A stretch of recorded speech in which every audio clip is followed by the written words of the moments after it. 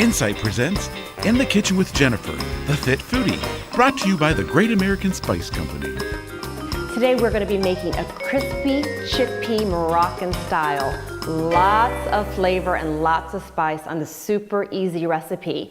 This is something that you can use instead of using peanuts or a potato chip. That's something with lots of flavor, that salty, crunchy recipe. So to get started, take a can of chickpeas, rinse them out really well. You want to get the salt off of the chickpeas. Once they're rinsed, this is a very important part. You want to lay your chickpeas on a paper towel. Get off all the moisture. So you're going to literally just wrap the paper towel around the chickpeas until there's absolutely no moisture left, and then that way all the spices will stick to the chickpeas themselves. So a very important step. You don't want to miss it.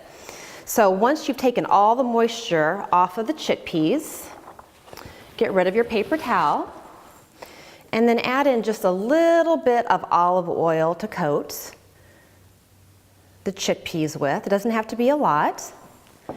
Get messy. Take your hands. Make sure all the chickpeas have a little bit of coating from the olive oil on them. And then we're gonna add in a lot of spices. This is Moroccan style. This mixture, when you make this recipe, will make up a lot of spice. So what you want to do when you work with this is make a big batch and then use that batch later for maybe scrambled eggs or on top of your chicken or anything that you're working with, because this Moroccan spice blend is really good. So while your peas or your chickpeas are drying and letting the olive oil soak into them, you're going to take a little bit of California chili powder, some cumin, cayenne, paprika, coriander, allspice, ginger, cloves, and salt. From here, we're going to mix all these ingredients together, and this is your Moroccan salt or spice blend. So you can see I've got a lot of it here. You can use it later on for many different uses. And then just take the spices and go right over your chickpeas. Give them a really good coat. You want to make sure you've got lots of flavor in this recipe. And then get messy again. Take your hands, coat the chickpeas really well. And you want you have your oven on at 350 degrees. And then make sure that your chickpeas are all in a single layer so they get really crispy. You'll take your chickpeas and put them in a 350 degree oven for about 40 to 45 minutes. You'll know that they're finished when you go to shake your pan and they kind of rattle at you. That's the sign that they're going to be crispy and finished. They're going to be finished, ready to go. So put those right in the oven.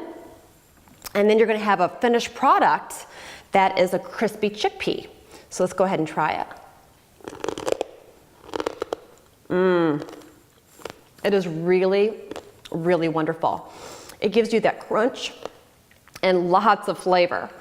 So one of the things that I'd like to talk to you about today is the California chili powder that we use in this recipe. So when you're in California, the chili peppers grow really well there. And so when they go to make the powder form of it, you're going to get a really great powder full of flavor and full of life. This is something that we want to make sure that we're eating regularly in our diet, because the benefits of it, the health benefits of the California chili pepper is endless. It'll clear away a nasal passage because it's spicy. The spiciness in it is called capsaicin, and that also takes your metabolism up a notch. Not to mention the fact that it can get rid of headaches and arthritis. Literally, it can take care of so many symptoms for you, and it's all in this natural product.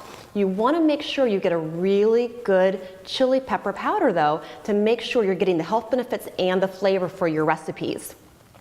You can get all of these wonderful spices at americanspice.com.